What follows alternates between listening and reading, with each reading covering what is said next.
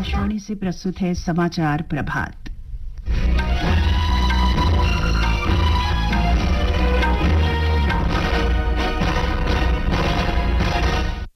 प्रधानमंत्री नरेंद्र मोदी ने कहा, सरकार की भ्रष्टाचार के प्रति कतई बर्दाश्त न करने की नीति के कारण अपराधी डरे हुए हैं। लोकसभा चुनाव के 7वें और अंतिम चरण के प्रचार में राजनीतिक दलों ने पूरी ताकत लगाई। प्रमुख वैश्विक आर्थिक कंपनी गोल्डमैन सैक्स ने वर्ष 2024 के लिए भारत की सकल घरेलू उत्पाद वृद्धि दर को बढ़ाकर 6.7% किया। मौसम विभाग ने कहा, पश्चिम उत्तर और मध्य भारत में अगले 3 दिन में गर्मी से राहत मिलेगी और रोहन बोपन्ना और यूकी भामरी आज से शुरू हो रहे फ्रेंच ओपन टेनिस टूर्नामेंट के पुरुष डबल्स में अपनी अपनी चुनौती रखेंगे। समाचार प्रभात के साथ मैं चंद्रिका जोशी। प्रधानमंत्री और भारतीय जनता पार्टी के वरिष्ठ नेता नरेंद्र मोदी ने कहा है कि राष्ट्रीय जनतांत्रिक गठबंधन की सरकार की भ्रष्टाचार के प्रति कतई बर्दाश्त न करने की नीति रही है। उन्होंने कहा कि सरकार किसी धारणा पर नहीं बल्कि साक्ष्य आधारित कार्रवाई सुनिश्चित करती है। प्रधानमंत्री ने एक समाचार एजेंसी को दिए साक्षात्कार में कहा कि जब बड़े आरोपी पकड़े जा रहे हैं तो निहित स्वार्थों पर प्रश्न उठाए जा रहे हैं। सामान्य रूप से मीडिया में भी चर्चा होती थी कि बड़े बड़े मगरमच्छ तो छूट जाते हैं, छोटे छोटे लोगों को आप पकड़ करके चीजें निपटा देते हो। फिर एक काले खंड ऐसा आया कि हमें पूछा जाता था 19 के पहले कि आप तो बड़ी बड़ी बातें करते थे, क्यों कदम नहीं उठाते हो, क्यों अरेस्ट नहीं करते हो, क्यों लोगों को ये नहीं करते। हम कहते भाई हमारा काम नहीं है, ये इंडिपेंडेंट एजेंसी कर रही है और हम बद इरादे से कुछ नहीं करेंगे। श्री मोदी ने कहा कि उन्होंने हमेशा नीति संचालित शासन पर ध्यान केंद्रित किया है। प्रधानमंत्री ने जोर देते हुए कहा कि उनकी सरकार के हर निर्णय में केंद्र में देश सबसे पहले है। उन्होंने कहा कि प्रत्यक्ष लाभ हस्तांतरण के माध्यम से 38 लाख करोड़ रुपए से अधिक की धनराशि लोगों के खाते में सीधा हस्तांतरित की गई है। प्रधानमंत्री मोदी ने कहा कि आत्मनिर्भर भारत दृष्टिकोण के अंतर्गत हमारा उद्देश्य स्वदेशी प्रतिभा को बढ़ावा देना और रोजगार क्षमता में वृद्धि करना है। उन्होंने नई पीढ़ी की आकांक्षाओं को समझने और उनके सपनों को पूरा करने में सहायता प्रदान करने के लिए आवश्यक मंच प्रदान करने पर बल दिया। लोकसभा चुनाव के 7वें और अंतिम चरण के लिए प्रचार चरम पर है। राजनीतिक दलों के शीर्ष नेता जनसभाएं और रोड शो कर रहे हैं। इस चरण में 1 जून को 8 राज्यों की 57 सीटों पर वोट डाले जाएंगे। मतगणना 4 जून को होगी। प्रधानमंत्री और भारतीय जनता पार्टी के वरिष्ठ नेता नरेंद्र मोदी आज झारखंड के दुमका में चुनावी सभा को संबोधित करेंगे। श्री मोदी दुमका सीट से चुनाव लड़ रही सीता सोरेन के पक्ष में जनसभा करेंगे। भाजपा अध्यक्ष जगत प्रकाश नड्डा देवघर में 3 चुनावी सभाओं को संबोधित करेंगे। कांग्रेस के वरिष्ठ नेता राहुल गांधी 30 मई को चुनावी रैलियों को संबोधित करेंगे। 1 जून को लोकसभा चुनाव के अंतिम चरण में झारखंड के गोड्डा, दुमका और साहिबगंज में मतदान होगा। वर्ष 2019 के लोकसभा चुनाव में झारखंड मुक्ति मोर्चा ने केवल साहिबगंज सीट जीती थी। बिहार में उत्तर प्रदेश के मुख्यमंत्री और भारतीय जनता पार्टी के वरिष्ठ नेता योगी आदित्यनाथ पाटलिपुत्र के दीघा और पटना साहिब में रैलियों को संबोधित करेंगे। श्री आदित्यनाथ आरा लोकसभा निर्वाचन क्षेत्र के बरहारा में भी एक रैली करेंगे। बिहार के मुख्यमंत्री और जनता दल यूनाइटेड के अध्यक्ष नीतीश कुमार आज नालंदा संसदीय क्षेत्र में सरमेरा से नगर नौसा तक एक रोड शो करेंगे। वे नालंदा संसदीय क्षेत्र के अस्थावा में एक जनसभा भी करेंगे। इसके अलावा राष्ट्रीय जनता दल के नेता तेजस्वी प्रसाद यादव बक्सर, सासाराम, जहानाबाद और पाटलिपुत्र निर्वाचन क्षेत्रों में कई जनसभाएं करेंगे। विकासशील इंसान पार्टी के प्रमुख मुकेश साहनी भी ग्रैंड अलायंस के उम्मीदवारों के समर्थन में रैलियों को संबोधित करेंगे। गृह मंत्री और भारतीय जनता पार्टी के वरिष्ठ नेता अमित शाह ने कल उत्तर प्रदेश के कुशीनगर, सलेमपुर और चंदौली में जनसभाओं को संबोधित किया। श्री अमित शाह ने कहा कि ये चुनाव विकास और देश को सुरक्षित रखने तथा गरीबों के कल्याण के लिए है। उन्होंने कहा कि पिछड़े वर्ग के आरक्षण को कोई समाप्त नहीं कर सकता है। समाजवादी पार्टी प्रमुख अखिलेश यादव ने गाजीपुर और चंदौली में रैलियों को संबोधित किया। श्री यादव ने दावा किया कि भाजपा और बहुजन समाज पार्टी ने अंदर ही अंदर हाथ मिला लिया है। कांग्रेस नेता राहुल गांधी ने पटना साहिब, पाटलिपुत्र और आरा में चुनाव रैलियां की। पाटलिपुत्र संसदीय क्षेत्र के पालीगंज में श्री राहुल गांधी ने कहा कि INDI गठबंधन गरीब परिवार की महिलाओं को महालक्ष्मी योजना से सशक्त बनाएगा। राष्ट्रीय जनता दल के नेता तेजस्वी यादव ने भी विभिन्न संसदीय क्षेत्रों जहानाबाद, पालीगंज, जगदीशपुर और बिहटा में चुनावी रैलियां की। उधर बिहार के मुख्यमंत्री और जनता दल यूनाइटेड के अध्यक्ष नीतीश कुमार ने नालंदा संसदीय क्षेत्र के हिलसा में रोड शो किया। मध्य प्रदेश के मुख्यमंत्री और भाजपा के वरिष्ठ नेता डॉक्टर मोहन यादव और बिहार के उप मुख्यमंत्री सम्राट चौधरी ने भी पाटलिपुत्र और पटना साहिब संसदीय क्षेत्र में जनसभाएं की। लोक निर्णय 2024 आम चुनावों पर विशेष कार्यक्रम हर शाम 7 बजे से और पुनः प्रसारण रात 9:30 बजे से आकाशवाणी गोल्ड पर। चुनावी गतिविधियों की खबर, देश के हर अंचल पर नजर, विशेषज्ञों की राय और विश्लेषण।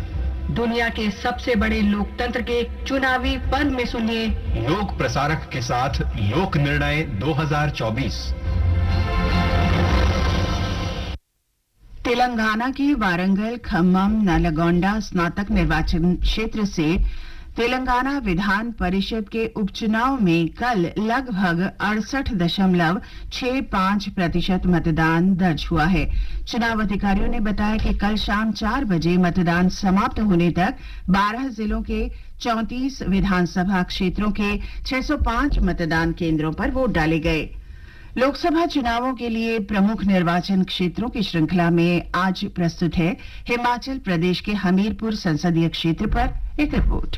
भारतीय जनता पार्टी के कद्दावर नेता और केंद्रीय सूचना प्रसारण और युवा मामले व खेल मंत्री अनुराग सिंह ठाकुर हमीरपुर संसदीय क्षेत्र से लगातार 4 बार भारी मतों से चुनाव जीतते आ रहे हैं और 5वीं बार फिर से इस क्षेत्र से भाजपा के प्रत्याशी हैं। कांग्रेस ने नए चेहरे के रूप में सतपाल रायजादा को चुनाव मैदान में उतारा है। इस बार एक और बात हमीरपुर संसदीय क्षेत्र को खास बनाती है कि भाजपा के राष्ट्रीय अध्यक्ष जगत प्रकाश नड्डा, प्रदेश में वर्तमान मुख्यमंत्री और कांग्रेस के वरिष्ठ नेता सुखविंदर सिंह सुक्खू और उप मुख्यमंत्री मुकेश अग्निहोत्री भी इसी चुनाव क्षेत्र से ताल्लुक रखते हैं। अनुराग ठाकुर जहां केंद्र सरकार के पिछले 10 वर्षों के कार्यकाल की उपलब्धियों के साथ साथ बतौर सांसद अपने संसदीय क्षेत्र में किए गए अनेक व्यक्तिगत पहलों के साथ लोगों के बीच में जा रहे हैं, वहीं कांग्रेस के उम्मीदवार प्रदेश सरकार के लगभग 1.5 वर्ष के कार्यकाल की उपलब्धियों और भविष्य के रोड मैप को लेकर लोगों के बीच में जा रहे हैं। रितेश कपूर, आकाशवाणी समाचार, शिमला। पर्वों और उत्सवों का देश है भारत। अब समय है देश के सबसे बड़े पर्व और समाचार प्रभात में आपका फिर स्वागत है।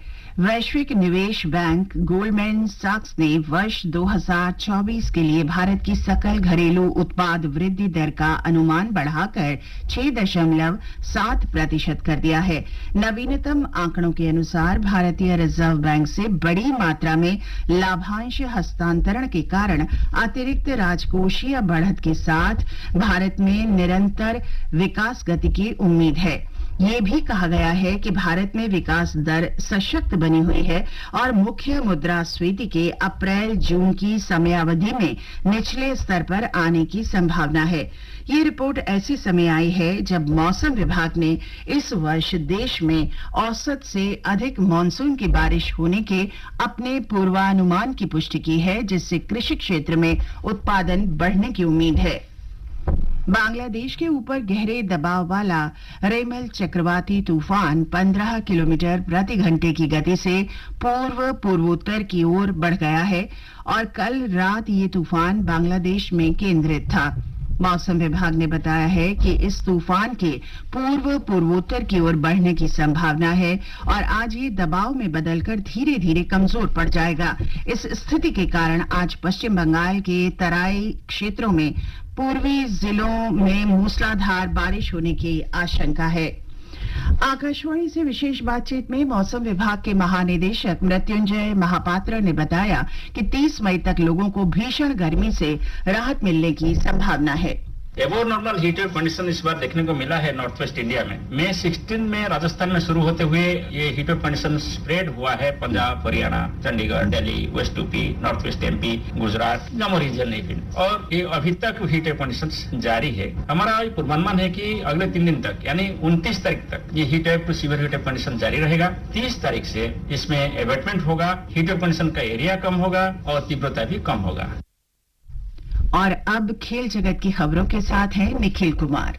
पेरिस में फ्रेंच ओपन टेनिस टूर्नामेंट के पुरुष डबल्स के पहले दौर में आज भारत के रोहन बोपन्ना और यूकी भांबरी अपने अपने अभियान की शुरुआत करेंगे। बोपन्ना और ऑस्ट्रेलिया के मैथ्यू एबडन की जोड़ी फिनलैंड के एमिल रुसवो ओरी और हंगरी के मार्टिन फुस्कोविक्स से भिड़ेगी। वहीं भांबरी और फ्रांस के एल्बानो ओलिवेटी की जोड़ी का मुकाबला रूस के रोमन सफीउलीन और ऑस्ट्रेलिया के जॉन पियर्स से होगा। बैडमिंटन में पीवी सिंधु, एचएस प्रणॉय और लक्ष्य सेन सहित शीर्ष भारतीय खिलाड़ी सिंगापुर ओपन में आज अपनी अपनी चुनौती रखेंगे। सिंधु डेनमार्क की लीन होजमार्क केजर्सफेल्ड के साथ पहला मुकाबला खेलेंगे। वहीं लक्ष्य सेन का सामना दुनिया के नंबर 1 खिलाड़ी विक्टर एक्सेलसेन से होगा और एचएस प्रणॉय बेल्जियम के जूलियन कैरागी से खेलेंगे। इस बीच अखिल भारतीय फुटबॉल महासंघ ने कल उज्बेकिस्तान के साथ 2 मैच के लिए 23 सदस्यीय महिला टीम की घोषणा कर दी है। पहला मैच शुक्रवार को और दूसरा मैच 4 जून को खेला जाएगा।